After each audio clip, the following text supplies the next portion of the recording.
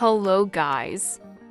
Today, I'm making a tasty and delicious traditional Githeri. I have my pre-cooked maize and beans, chopped onions, tomatoes, bell pepper, cabbage, potatoes, and pumpkin. I fried my onions to golden brown.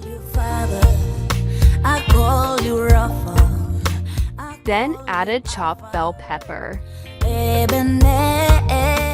Then grated in some ginger. Then added the chopped tomato. Added the chopped potatoes and pumpkin.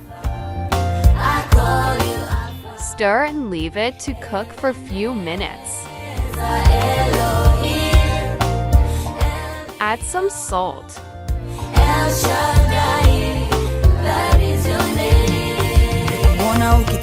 Add the maize and beans, stir and leave to cook for a few minutes. Finally, add the cabbage and cook for 2 minutes.